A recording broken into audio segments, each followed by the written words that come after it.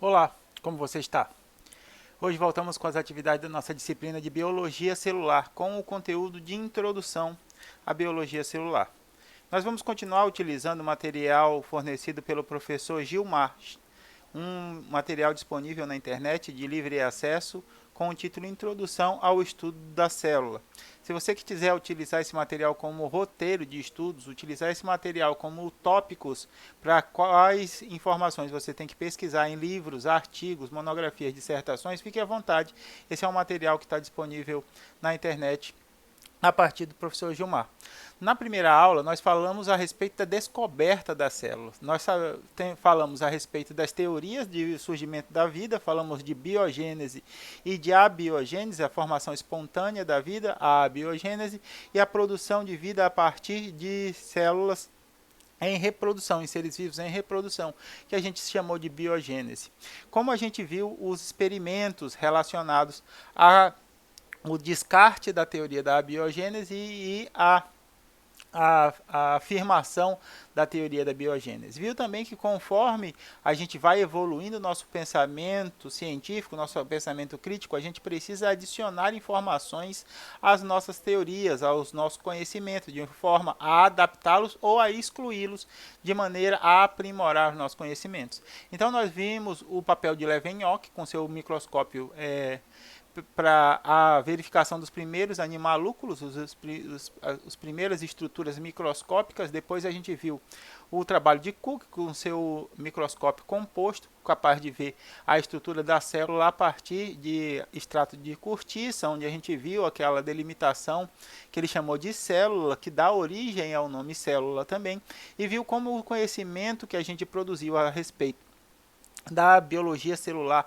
e da fisiologia celular tem favorecido novas estratégias de tratamentos contra algumas doenças, medicamentos, uma série de produções científicas através do conhecimento das metodologias de manipulação do metabolismo celular. Falamos um pouco sobre o tratamento de células-tronco, como as células-troncos podem ser utilizadas para tratar algumas doenças que são decorrentes do mau funcionamento de algum tecido ou de algum conjunto de células. A gente trabalhou a diversidade celular, a diferença entre células eucariontes e células procariontes, falando sobre as estruturas, e chegamos à conclusão que a principal característica que difere células eucariontes de células procariontes são o sistema interno de membranas, ao conjunto de organelas membranosas presentes nas células eucariontes e ausente nas células procariontes, que favorecem essa diferenciação. Hoje nós vamos continuar observando a diversidade celular. Então anotem aí os nossos objetivos. Nós queremos identificar as diferenças entre células eucariontes animais, células eucariontes vegetais. Queremos entender a constituição da membrana celular e falar sobre os transportes através dessa membrana. Esses são os nossos objetivos de aprendizagem de hoje. A partir destes pontos focais, você tem que entender como esses processos funcionam. A gente vai abordar cada um deles e nós vamos ter aulas de discussão, de resolução de dúvidas para completar o conteúdo desse material. Tudo bem? Então, tudo isso aqui nós já conversamos. Falamos sobre os vírus, se são células vivas ou não, a gente discutiu sobre isso. E a gente vai continuar a nossa aula a partir das células procariontes. As células procariontes, como a gente viu, são as células mais simples. Elas têm um nível de organização um pouco menor, ou bastante menor, quando comparado às células eucariontes. A gente tem algumas divisões bastante importantes nas células procariontes. Primeiro, a gente não tem sistema interno de membranas. Se nós não temos sistema interno de membrana, nós não vamos ter carioteca, então por isso nós não temos núcleo, nós não temos mitocôndria, não temos complexo de Golgi, não temos retículo endoplasmático liso, não temos retículo endoplasmático rugoso, não temos nenhuma das organelas membranosas encontradas nas células eucariontes. No entanto, nós ainda temos o citoplasma no interior da célula procarionte. Seu material genético, ao ao invés do que é dito nos níveis iniciais de formação, no ensino médio, ele não está disperso no citoplasma. O material genético das células procariontes, eles também têm algum nível de compactação. O que difere é que o nível de compactação das células procariontes é muito menor em comparação ao nível de compactação das células eucariontes. Mas isso quer dizer que você tem pouca coisa e dizer que não tem nada são coisas completamente diferentes. Por exemplo, eu posso falar, olha, eu estou sem dinheiro. Isso significa que eu não tenho dinheiro nenhum, zero dinheiro. Isso significa que eu tenho pouco dinheiro e para algumas coisas eu não posso demandar esse dinheiro. Por exemplo, se eu quero sair para comer uma pizza, se eu estou sem dinheiro, se eu estou sem dinheiro, isso significa que eu tenho pouco dinheiro e tenho que usar isso de maneira prioritária. Quando os livros do ensino médio falam que está disperso no citoplasma, parece que há nenhum nível de organização, o que não é verdade. Existem níveis de organização no material genético das células procariontes. Existe uma compactação desse material. Tanto é que esse material ele está denominado, essa região onde o material genético está contido é denominada de nucleoide. É o que a gente chama de núcleo rudimentar. A partir do nucleoide, diversos processos de diferenciação, de evolução, permitiram a formação da carioteca, do núcleo verdadeiro, da eucária. Então, a gente tem uma diferença aí. Então, quando a gente está falando de células procariontes, a gente já tem que ter algumas revisões, alguns aprimoramentos dos conteúdos que nós trazemos frequentemente do ensino médio. Quais são? O sistema interno de membranas é a principal diferença entre células procariontes e células eucariontes. Quando você fala sistema interno de membrana, você está incluindo o núcleo. Eu posso dizer que o núcleo é mais importante do que o retículo endoplasmático? Eu posso dizer que o núcleo é mais importante do que a mitocôndria? Eu posso dizer que o núcleo é mais importante do complexo de Golgi? Então é muito difícil para a gente dizer que o núcleo é a principal diferença, mas o conjunto interno todo de membranas que é encontrado nas células eucariontes, nessas organelas membranosas, está ausente nas células procariontes. Então a diferença principal não é a presença ou a ausência de núcleo, é a presença e a ausência de um sistema interno de membranas, que vai organizar esses diferentes ambientes celulares. Nas células procariontes nós não temos esse sistema interno, por isso é dito que o material está livre, está disperso no citoplasma. Outra coisa que não é verdadeira. Existe um nível de compactação, um nível de organização. Você na sua casa, já fizeram uma visita na casa de uma pessoa e a casa está toda arrumada e a pessoa fala assim, olha, você desculpe, pode entrar, seja bem-vindo, mas desculpe pela bagunça, é que as crianças elas fazem muito. Você olha, não tem nada fora do lugar. Aí você pensa, o que essa pessoa está pensando em bagunça? Ela nunca viu lá em casa, ela nunca viu o meu quarto, ela nunca viu o meu cafofo. Por quê? Porque pessoas diferentes têm impressões diferentes sobre organização. Então, quando a gente fala que o material genético dos procariontes ele está disperso, ele significa que ele tem pouca compactação comparado às células eucariontes. Isso não significa que ele não tenha compactação. Em outros momentos, a gente pode estudar a genética bacteriana e ver esse nível de compactação, as proteínas associadas aos cromossomos bacterianos que fazem essa diminuição do volume desse material para que ele consiga caber dentro do corpo bacteriano. Então, nós temos o citoplasma, temos o material genético compactado, menos compactado do que nos eucariontes, mas também compactados. E o que são essas esferas, Hudson, aqui? Esses são os ribossomos, as organelas não membranosas responsáveis pela síntese de proteína. Então, a síntese de proteína das bactérias vão ser produzidas a partir dos seus ribossomos. O material genético, que é seu DNA, aquela informação que a gente mantém guardada, é convertida em RNA, aquela informação genética que nós usamos para bater, nós usamos cotidianamente. O RNA vai ser utilizado pelos ribossomos para produzir as proteínas. O DNA é a molécula de armazenamento da informação. O DNA é a molécula de armazenamento da informação. O RNA é a molécula de transferência dessa informação. E a proteína é a molécula de trabalho das células. Todo o metabolismo celular está baseado em proteínas. É as proteínas que geram trabalho no metabolismo celular. Então o DNA ele armazena a informação para a produção de uma proteína. O RNA transfere essa informação, é ele que é utilizado pelos ribossomos para bater, para produzir essas proteínas, e a proteína é que gera o trabalho. Então a forma com que a célula troca substâncias, a forma com que ela se comunica, a forma com que ela se divide é completamente dependente da quantidade de proteínas associadas a elas. E essas proteínas são produzidas por essas esferinhas que representam as organelas não membranosas presentes nas células procariontes, que são os ribossomos.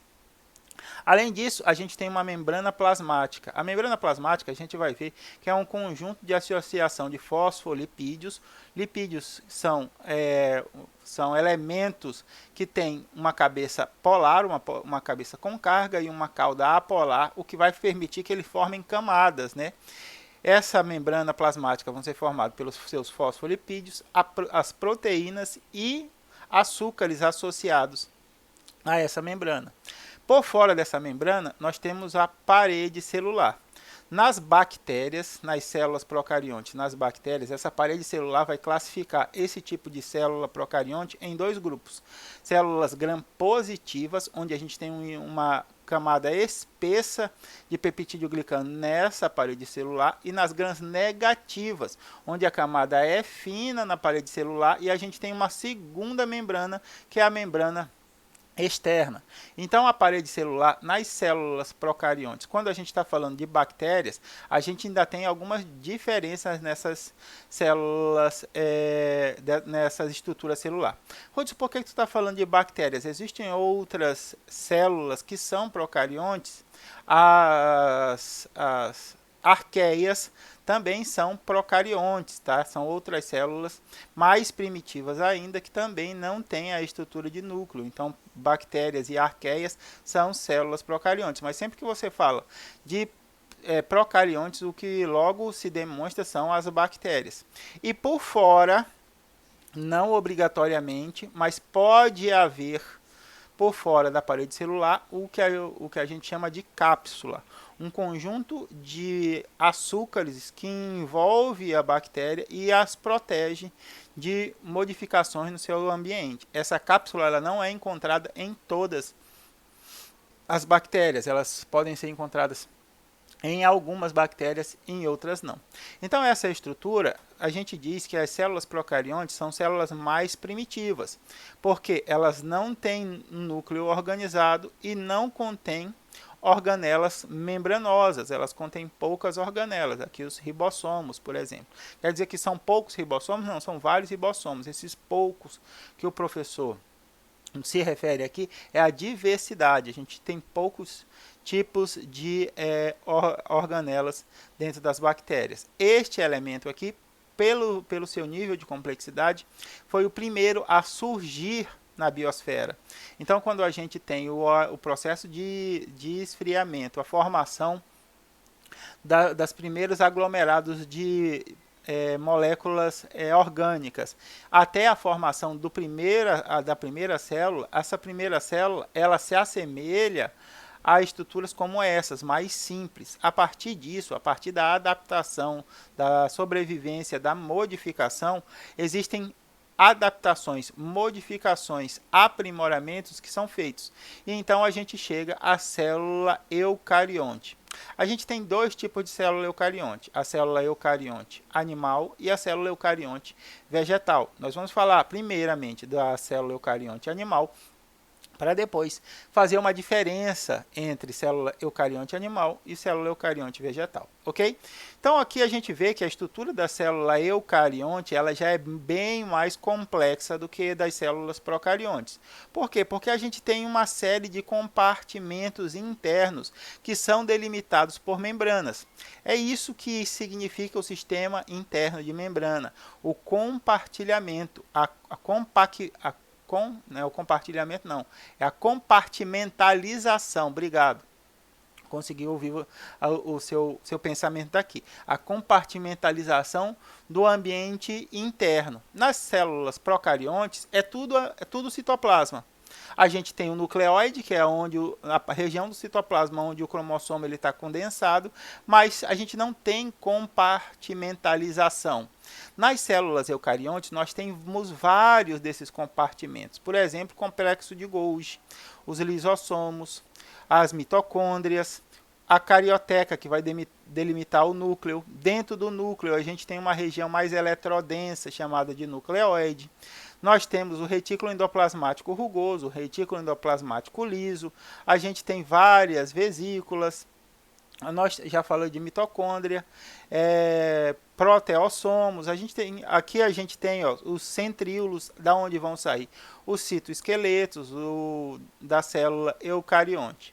Então essas diferentes organelas, essa grande diversidade de organelas, são compartimentos dentro do ambiente. E cada compartimento desse vai ter uma característica química diferente, porque em cada um deles vai haver um determinado trabalho dentro do metabolismo celular. Por exemplo, o núcleo. O núcleo é feito para manter seguro o DNA. Então, nessas condições, o nucleoplasma, a parte líquida que está contida dentro do núcleo, tem uma série de características que difere do que a região do citoplasma, a parte líquida que dá na região interna da célula. Então, a gente tem o nucleoplasma, tem o citoplasma, são ambos substâncias líquidas, mas com composições químicas diferentes, composições químicas distintas, porque dentro do núcleo existe uma finalidade, uma especificidade, e no citoplasma existe outra finalidade, outra especificidade. Assim como a gente pode falar da matriz mitocondrial. Dentro da mitocôndria existe também um líquido, que é chamado de matriz mitocondrial. A composição química da matriz mitocondrial é diferente do citoplasma e é diferente do nucleoplasma. Isso porque a mitocôndria trabalha no processo do metabolismo energético da célula e ela demanda uma quantidade de elementos químicos e proteínas e enzimas diferentes do que são encontradas no nucleoplasma e no citoplasma. Então, o sistema interno de membrana, ele faz esqueci de novo, falei para mim? Isso, obrigado. Compartimentalização. Então imagine nossa casa. Quando eu era solteiro, meu sonho era morar num galpão, sem divisões. E eu queria comprar um galpão. A entrada do carro, eu entraria com o carro pela entrada do galpão, estacionaria o carro do lado do meu sofá. O sofá teria televisão, da televisão você teria a cama. O quarto, não haveria nenhuma divisão dentro do ambiente, só teria as 4 paredes que delimitariam o ambiente e o teto para cobrir o ambiente. Esse galpão, na sua opinião, ele é mais parecido com uma célula procarionte ou ele é mais parecido com uma célula eucarionte? Exatamente, uma procarionte, porque não existe nenhuma divisão na região interna. As células eucariontes são uma casa toda dividida. Então, quando eu conheci a minha esposa, eu falei para ela do meu plano, né? Queríamos casar, falei, eu pensei em fazer a gente morar num galpão onde não tivesse divisão, fosse tudo aberto. Hoje, quando a gente assiste aqueles programas da televisão a cabo, que o pessoal fala de conceito aberto, aí todo mundo acha moderno. Mas lá em 1800, quando eu conheci minha esposa e falei de conceito aberto, ela detestou, falou, não, isso aí não tem nada a ver, a gente precisa de parede. Já imaginou como é que a gente vai fazer? Tu tá na sala e eu vou tomar banho. Eu falei, não, no banheiro a gente coloca blindex, a gente coloca aqueles vidros. Ela falou, não, mas e quando vier uma visita e precisar usar o banheiro? Aí eu falei, mas aí a gente pode colocar aqueles blindex lavado com jato de areia, que é fosco, né? Você não consegue ver do outro lado, mas é claro e tal. Ela falou, não tem nada disso, deixa isso pra lá, isso aí é uma maior besteira. E aí a nossa primeira casa foi uma casa toda compartimentalizada. Os quartos divididos por parede, a sala dividida da cozinha por parede, o banheiro dividido dos demais ambientes por paredes e tudo mais. O carro ficava na varanda, lá de fora da casa. Isso, essa compartimentalização deixa mais fácil identificar os ambientes. Mesmo que você coloque um móvel diferente, por exemplo, aqui em Humaitá minha geladeira fica próximo do meu sofá. Mas ali você olha e vê que é a sala, né? A cozinha, ela fica na parte de fora da casa. Então você, quando você se desloca, você identifica o quarto, identifica os banheiros e chega na parte de trás da casa, que é uma varanda, que é onde está instalada a cozinha. Você estabelece essas compartimentalizações para dar função determinada a um componente da sua casa. Então, o local onde está o sofá, geralmente é a sala. Não vai estar o sofá na cozinha. A cama, geralmente, onde está a cama, geralmente é um quarto. Você não coloca uma cama na sala. Né? Você pode até colocar um colchão no chão, mas não coloca a cama na sala, né, onde você recebe as visitas das outras pessoas. As células eucariontes têm essa compartimentalização.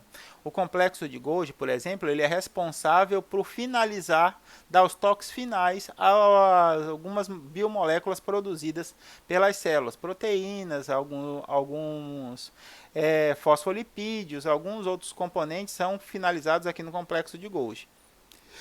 Esse conjunto de membranas que formam o complexo de Golgi tem essa finalidade. O retículo endoplasmático rugoso tem as suas membranas associadas aos ribossomos. Lá nas células procariontes, os ribossomos eles estão livres no citoplasma. Nas células eucariontes, para favorecer o metabolismo celular, esses ribossomos eles estão aderidos, em sua maioria, à membrana do retículo endoplasmático rugoso. Por isso que a gente chama de retículo endoplasmático rugoso. Aqui a gente chama de retículo endoplasmático granuloso, porque lembra o que eles são esses grânulos aqui, ó?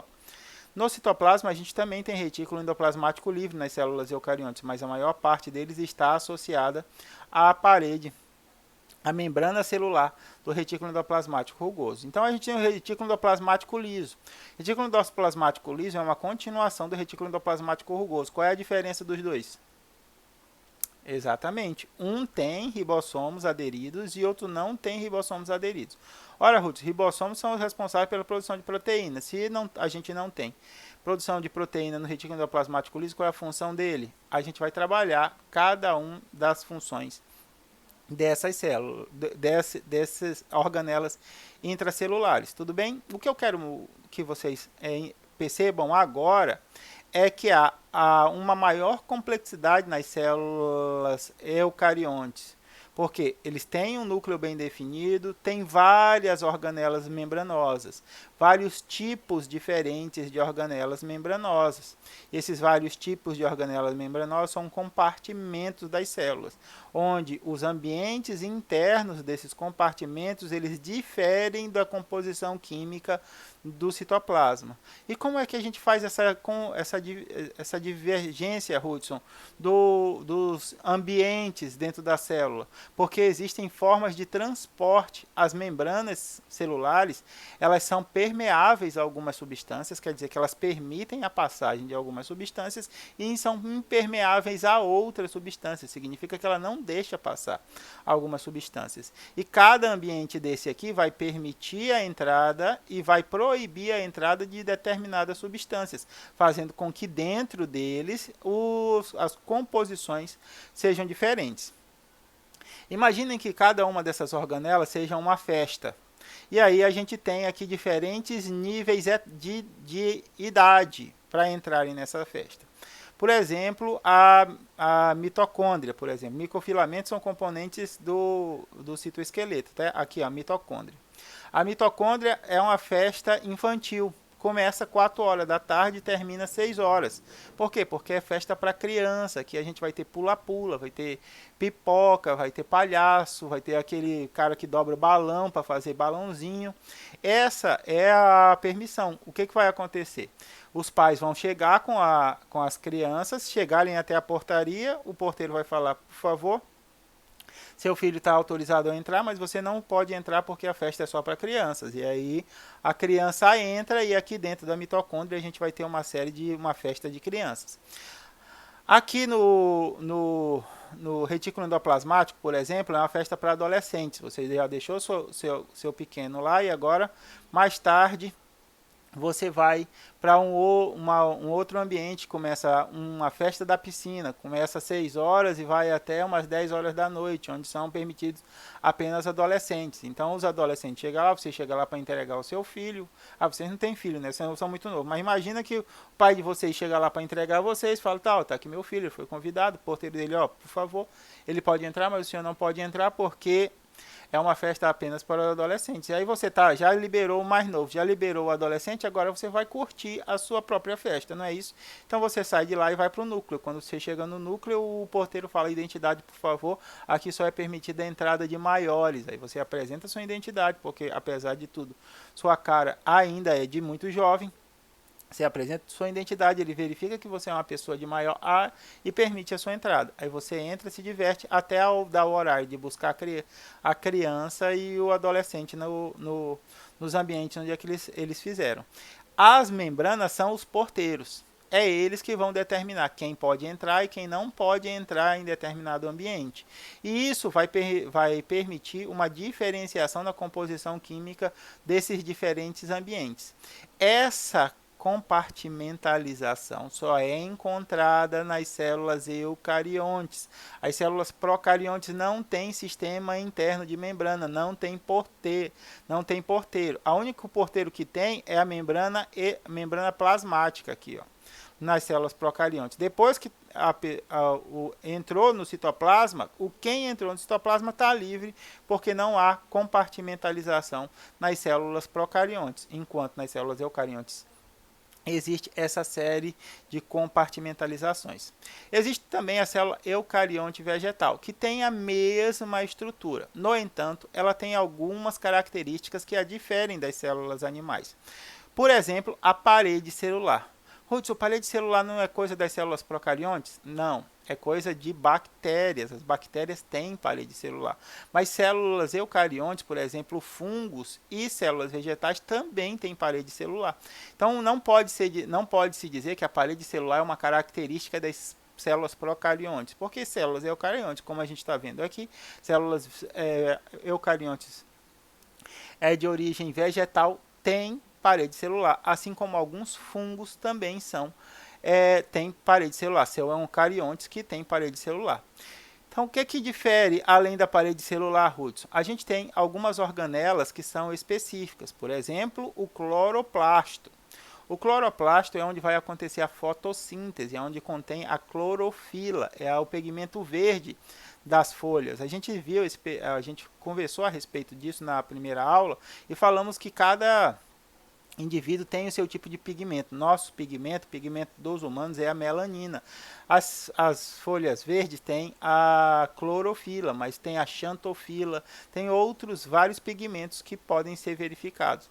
O cloroplasto é o local onde há fotossíntese, é a partir deste ambiente que é produzido os carboidratos. Outra coisa bastante importante é o vacúolo. As células vegetais têm esse vacúolo. Qual é a função do vacúolo? Armazenar substâncias. A gente vai falar mais especificamente disso quando a gente estiver detalhando as organelas intracelulares, as organelas citoplasmáticas. Esse negócio aqui é uma mitocôndria, essa figura está errada, porque eu ouvi falar que células vegetais não têm mitocôndria. Toda a energia produzida nas células vegetais são produzida pelo cloroplasto. É um erro muito comum. É um erro bastante comum. As células vegetais também têm mitocôndria.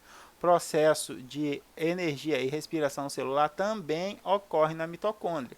O que acontece é que nas células vegetais a quantidade de mitocôndrias é menor comparada às células animais, mas o processo de respiração celular e o processo bioenergético também acontecem nas mitocôndrias em células vegetais. Ok? Aqui a gente tem uma nova estrutura das células vegetais. Ribossomos, complexo de Golgi, mitocôndria, cloroplasto, a gente já sabe que é para formação da fotossíntese, núcleo, nucleóide, carioteca. retículo endoplasmático rugoso, retículo endoplasmático liso, membrana celular e a sua parede. Esses são os elementos mais fundamentais. Uma coisa importante, nas células animais a gente vai ter o citoesqueleto bem determinado. A estrutura das células vegetais é dada pela forma da sua parede celular, tudo bem? Então, as células vegetais não vão ter os centríolos, não vão ter as organelas que dão origem aos elementos do citoesqueleto, e a gente vai falar de citoesqueleto no prosseguimento da nossa disciplina, tá? Então, aqui a gente tem, ó, presença são células complexas, como todas as células eucariontes. Por quê? Porque elas têm vários níveis de compartimentalização, assim como a célula animal. No entanto, a gente tem algumas organelas exclusivas. Por exemplo, a parede celular das células vegetais é exclusiva, as células animais não têm parede celular. Cloroplasto e vacúolo são elementos exclusivos das células eucariontes vegetais. As células eucariontes animais não apresentam essas organelas. Tudo bem? Então a gente pode fazer uma diferenciação agora entre as células animais e as células eucariontes vegetais. Célula eucarionte animal, célula eucarionte vegetal. Por que célula eucarionte? Primeiro, a gente tem uma compartimentalização dada pelo sistema interno de membranas, tanto nas células animais quanto nas células vegetais, ok? O que difere? Algumas organelas, algumas estruturas que são específicas de uma e de outras células, divergindo, fazendo a diferença entre célula animal e célula vegetal. Vamos ver quais são essas. Centríolos e parede celular. Centríolos, a gente vai ver, são os responsáveis pela estrutura do citoesqueleto. É o citoesqueleto que dá forma às células animais. Então, o nosso neurônio, as nossas hemácias, as nossas células epiteliais pavimentosas, todas elas têm um tipo específico de citoesqueleto. Esse citoesqueleto dá a forma da célula, assim como o nosso esqueleto dá a forma do nosso corpo. As células vegetais, a estrutura do corpo das células é dada por sua parede celular. Essa parede que é formada do carboidrato celulose, que vai dar forma a essa célula. Existem outras diferenças também. As células animais vão produzir a digestão através dos lisossomos, enquanto que as células vegetais vão produzir o seu próprio alimento através do cloroplasto. Então, aqui as células obtêm o seu alimento por endocitose, o transporte de substância do meio externo para o meio interno é chamado de endocitose, é isso mesmo. Endocitose, endo é de dentro, né, para dentro. Então as substâncias aqui, ó, a célula animal está fazendo endocitose, ela está pegando substância do meio extracelular e internalizando, fazendo a internalização dessas substâncias. A partir disso, os lisossomos digerem essas substâncias e disponibilizam os nutrientes para o desenvolvimento do metabolismo celular. Nas células vegetais, a gente tem os cloroplastos, que vão produzir o seu próprio alimento através da fotossíntese, vão produzir seus carboidratos através da fotossíntese. As células vegetais também têm um vacúolo, essa estrutura aqui, para armazenamento de substância, que não é encontrada nas células animais. Então, quando a gente está falando de diversidade celular, a gente está falando de células procariontes, que não tem sistema interno de membrana, que não tem compartimentalização da membrana. Estamos falando de membranas internas. Todo o citoplasma é igual, com exceção do nucleóide, onde o material genético está compactado. As células eucariontes, onde a gente tem uma riqueza de membranas internas, fazendo a compartimentalização desses ambientes, cada ambiente fazendo um tipo específico de reação do metabolismo celular. E a gente pode dividir as células eucariontes ainda em dois grupos, células eucariontes animais e as células eucariontes vegetais. Como é que eu reconheço quais são as células eucariontes chamadas animais e quais são as células eucariontes chamadas animais e vegetais? Procurando organelas específicas. Centríolos, lisossomos são específicos das células animais. Parede celular, cloroplasto e vacúolo são específicos das células vegetais. Vejam novamente, mitocôndria não é uma diferença entre célula animal e célula vegetal. Todas as imagens que o professor Gilmar trouxe aqui para a gente tiveram o cuidado de apresentar a mitocôndria para a gente, para desfazer essa impressão que frequentemente é apresentada, principalmente em apostilas preparatórias para Enem, essas coisas, para acesso à universidade, que há uma divisão dizendo que não existe mitocôndria nas células vegetais, que toda energia é produzida apenas pelos cloroplastos. Não é verdade. As células vegetais também têm mitocôndria, ok? Para desfazer essa confusão, caso um de vocês tenha ouvido ou aprendido essa informação que está equivocada. Agora, Hudson, consigo entender a diferença entre células procariontes, células eucariontes animais, células eucariontes vegetais. Mas existem diferenças também na forma com que cada célula organiza seu ambiente interno. A gente pode classificar a célula em ambiente intracelular e o ambiente extracelular. Quem é que delimita o espaço da célula? Até onde eu sei que é ambiente intracelular e até onde eu sei que é ambiente extracelular. Aonde é esse limite? Exatamente, a membrana plasmática. A membrana plasmática é quem delimita a estrutura da célula. A membrana plasmática são os limites das células. Imagina seu quintal, seu terreno. O seu terreno ele tem limites. Qual é o seu limite com o terreno do vizinho? Como é que eu sei que eu estou jogando bola dentro do meu quintal e não no quintal do meu vizinho? A maioria das nossas casas é dividida por cercas, por muros, mas existem casas que não têm essa divisão. Como é que a gente sabe essa delimitação? Exatamente, pelos marcos. Cada terreno tem um marco. Quando você acessa um local, você fala, ó, estou vendendo um terreno, eu quero te vender o terreno. Primeira coisa que você vai me perguntar é qual é a metragem desse terreno e a sua localização. Onde é que ele fica? Ah, ele fica próximo ao FAM. Você fala, ó, me interessa bastante porque é perto da onde eu estudo e aí se eu conseguir construir uma casa lá, vai ficar perto do local. Aí você fala, qual é a metragem? Eu vou te falar, ó, 400 metros quadrados. Aí tu vai perguntar, distribuído de que maneira? Eu vou falar 10 metros de frente por 40 metros de fundo. Esses são os marcos. Se você chegar lá e não tiver nenhum muro, e os vizinhos já estiverem posicionados, ou não tiver posicionado nenhum, vai estar os marcos delimitando os 10 metros de frente pelos 40 metros de fundo. Essa delimitação nas células é dada pela membrana plasmática. Então, a membrana plasmática vai delimitar o que é interno e o que é externo. Tudo que é interno a gente chama de intracelular. Tudo que é externo à membrana plasmática a gente chama de extracelular. E existe troca entre o ambiente extracelular e o ambiente intracelular e o do ambiente intracelular para o extracelular através da membrana plasmática. Essa troca vai dar as características químicas do citoplasma.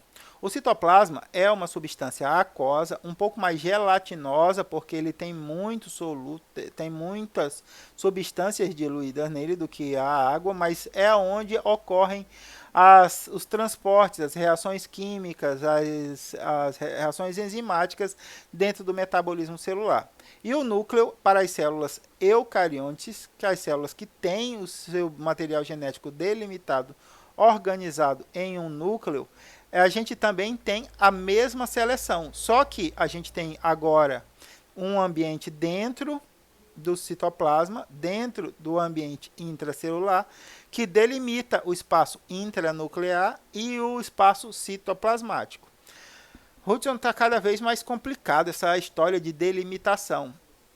Não é, meu querido, nem minha querida. Imagina só, você fez o seu terreno. A primeira coisa que você fez foi cercar o seu terreno. Você mandou fazer a cerca. Esse é o seu limite externo. Tudo bem? Então você começa a construir sua casa. Você vai usar toda a metragem do terreno? Não, exatamente. Então o que você vai fazer? Você vai fazer outra delimitação, que é as 4 paredes da sua casa. Essas 4 paredes da sua casa é como se fosse a carioteca. Você tem a delimitação externa, que delimita a área do seu terreno, e dentro uma delimitação interna, que delimita a área da sua casa, a construção da sua casa. Fora da sua casa, você vai ter a casinha do cachorro, você vai ter varanda, você vai ter as suas plantas, vai ter uma série de estruturas que são características ao ambiente externo da casa. E no ambiente interno da casa, você vai ter os seus móveis, você vai ter seus eletrodomésticos, vai ter os seus pertences, sua roupa, todas estruturas características no ambiente interno da casa. Então a célula também faz essa delimitação, porque ela quer dar especificidade.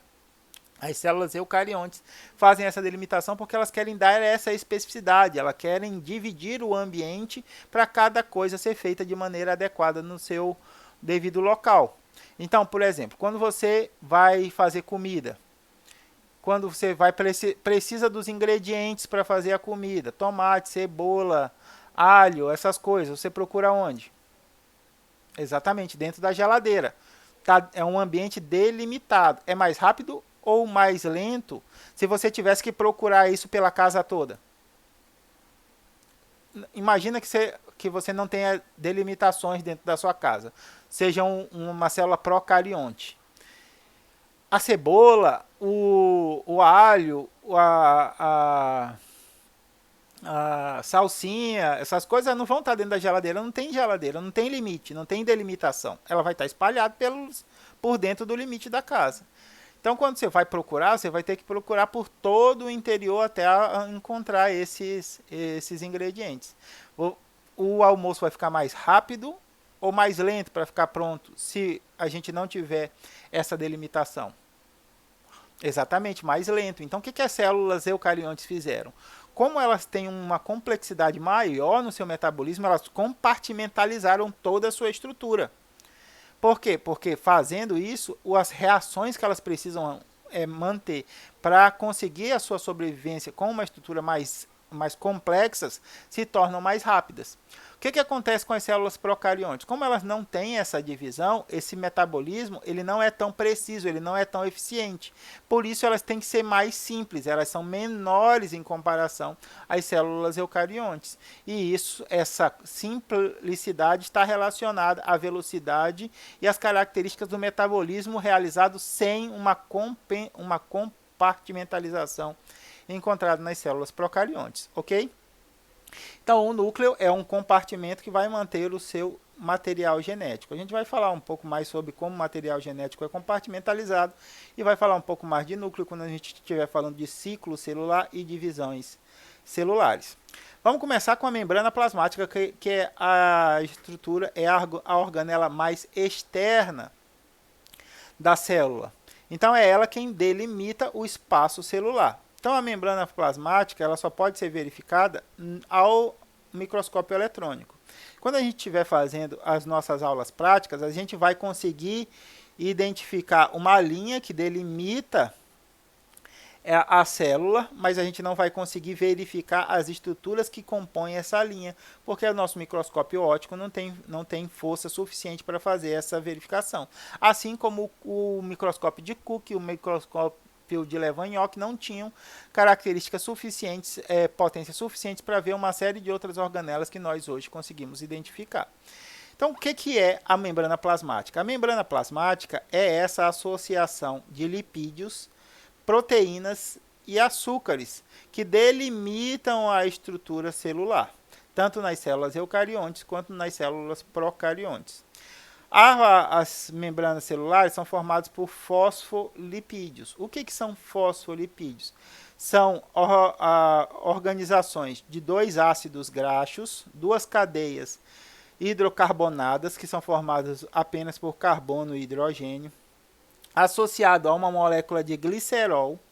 Essa molécula de glicerol está associada a um fosfato, e esse fosfato está associado a um aminoácido. Essa é a estrutura de um fosfolipídio.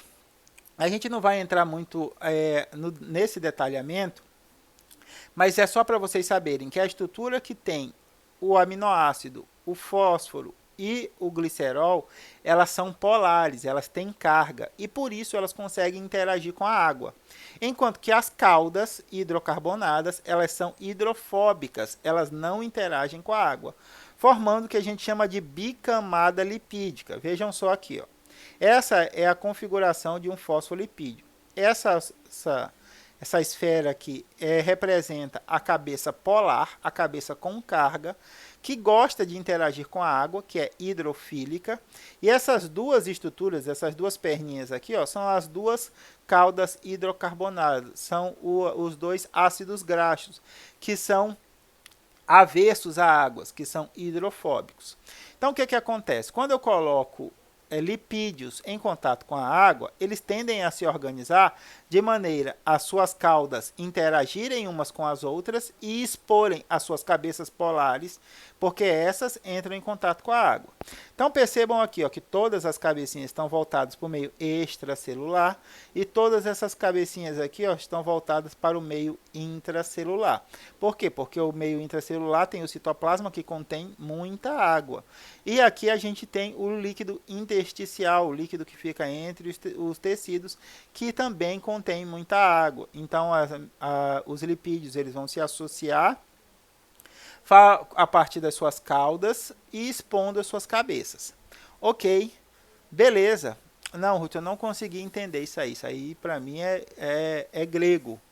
Vamos fazer uma experiência muito simples, que a gente pode fazer dentro da nossa própria casa.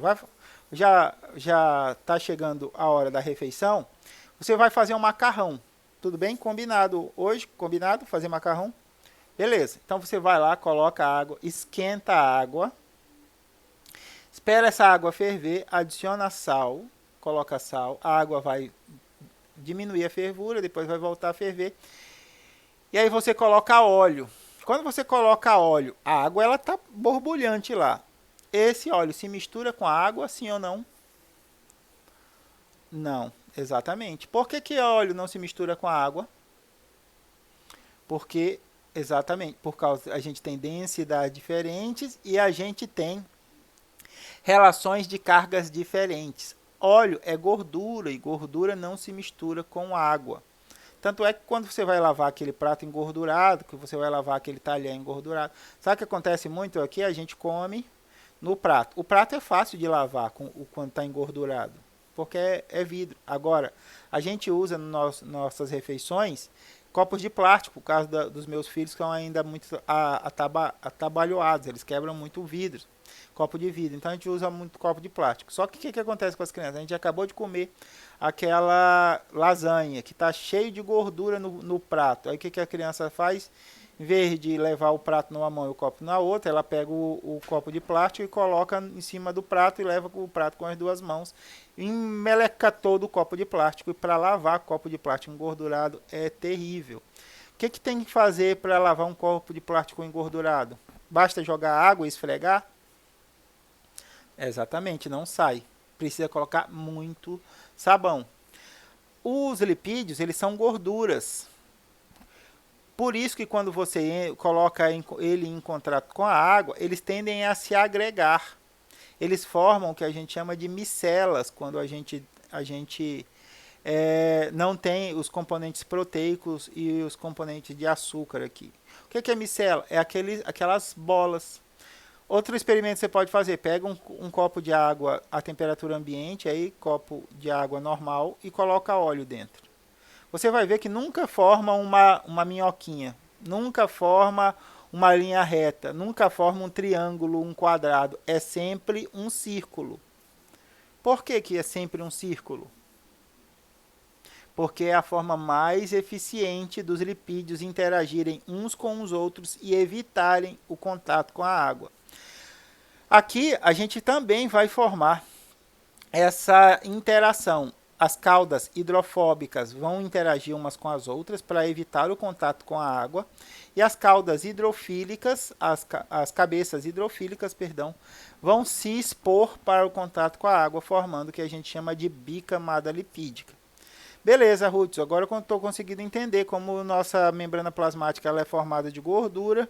A gordura ela se organiza em uma dupla camada para que as caudas dos ácidos graxos hidrofóbicos que têm aversão à água se combinem, expondo as cabeças dos fosfolipídios, que são polares, contra a água, tanto a água extracelular quanto a água intracelular. Mas o seguinte, nossa membrana plasmática é formada só por lipídios? Não, nossa membrana plasmática ele também é formado por proteínas, também é formado por proteínas associadas a açúcares, que são chamados de glicoproteínas, há lipídios associados a açúcares, chamados de glicolipídios, e a esses moléculas de gordura também chamadas de colesterol, que vão dar uma estabilidade maior à membrana plasmática da nossa célula. Beleza, então, entendi. A membrana plasmática é formada por lipídios, que vão formar bicamada lipídica, que é o limite da célula do ambiente intracelular e o ambiente extracelular. Ok. Proteínas, para que servem essas proteínas? A gente vai ver o papel das proteínas no transporte através da membrana. E essas glicoproteínas, para que elas servem, Hudson? Para sinalização celular. As células precisam de maneiras de se comunicar, de interagir umas com as outras. Nós nos interagimos através dos nossos gestos e através da nossa voz. As células se comunicam através de substâncias químicas. Elas interagem entre si através dessas substâncias. Essas glicoproteínas e esses glicolipídios são parte dessa substância de comunicação.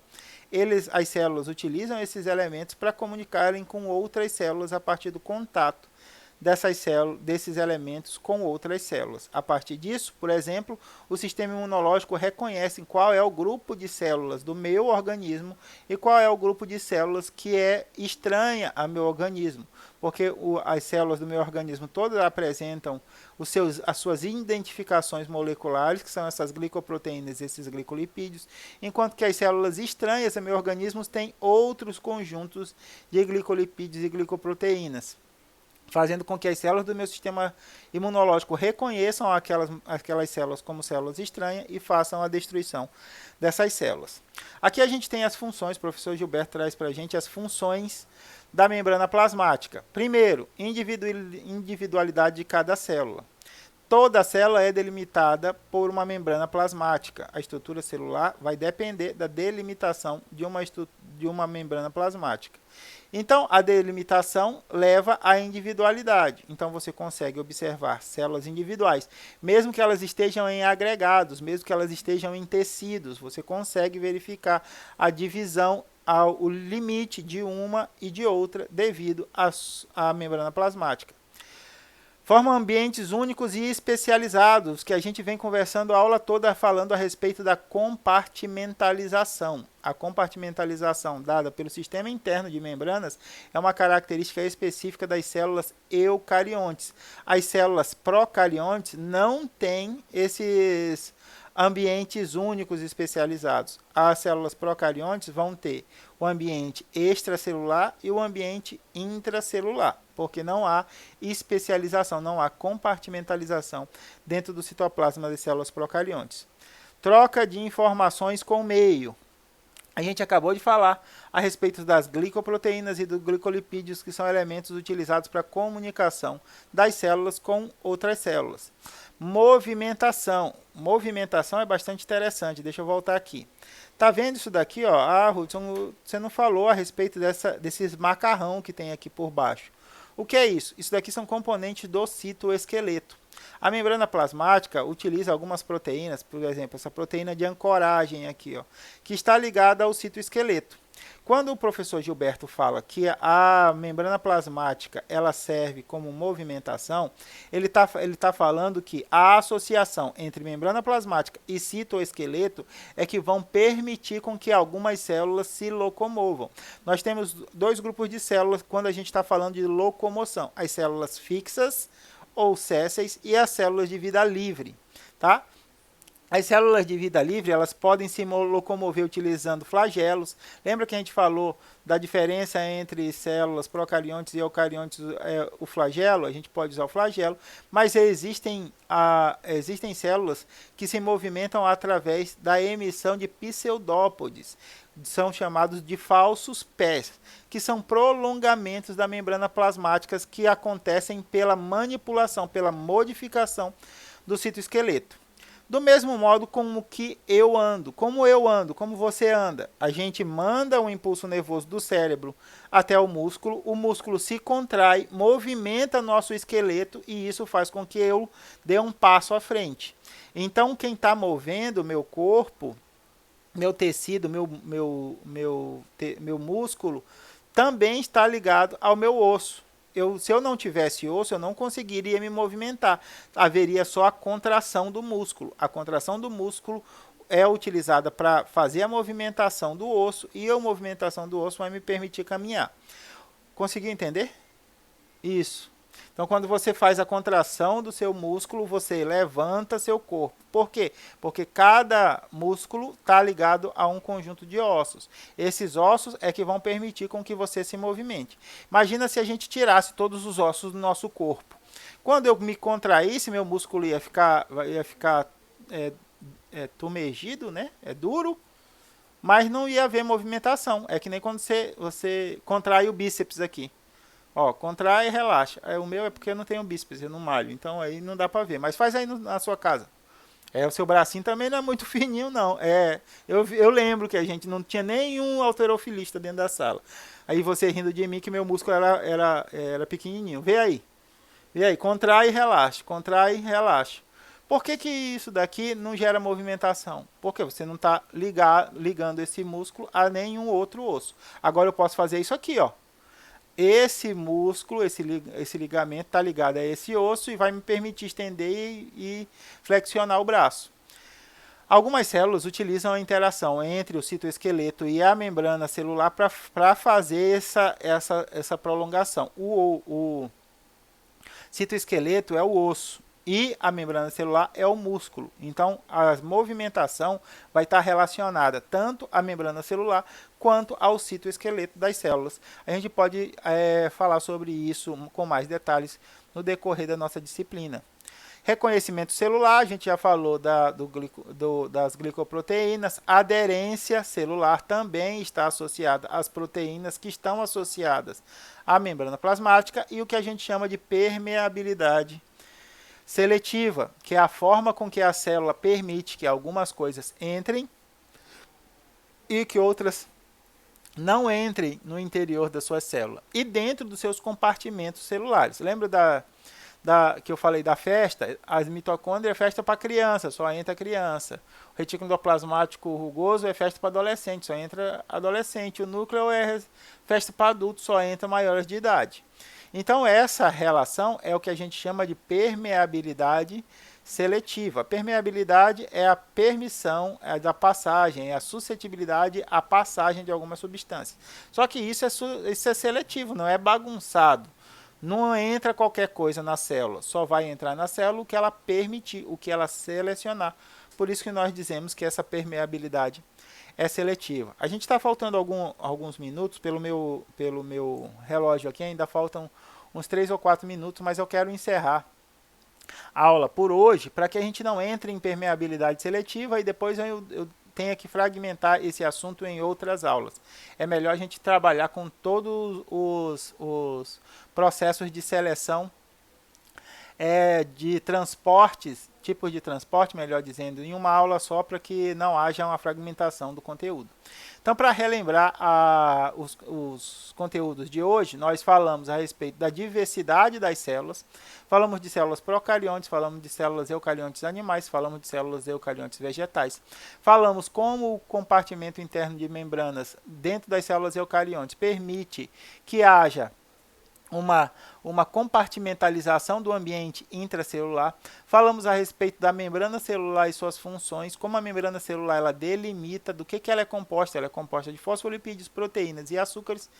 além de glicerol, que faz a estabilidade da membrana. Ela delimita a estrutura da membrana e permite uma seletividade nas substâncias que entram e que saem da célula, o que vai permitir um refinamento no metabolismo celular. O metabolismo celular ele é extremamente refinado, ele é bastante controlado por elementos químicos que são encontrados no interior da célula. Uma modificação nessas concentrações, uma modificação nessa forma com que o metabolismo está organizado, pode levar a um desequilíbrio homeostático. O que é isso? O desequilíbrio da homeostase, o desequilíbrio da energia mínima de funcionamento do organismo. Isso pode prejudicar de tal maneira a célula que ela leve à morte. Então, a membrana plasmática ela é fundamental na regulação do metabolismo celular, pela permissão, pela forma com que ela seleciona as substâncias que podem entrar ou sair da célula de acordo com a necessidade celular. Ok, meus amores? Um abraço, um beijo, se cuidem, cuidem das pessoas que vocês amam, para que a gente possa passar por mais esse momento difícil. Um abraço e até a próxima.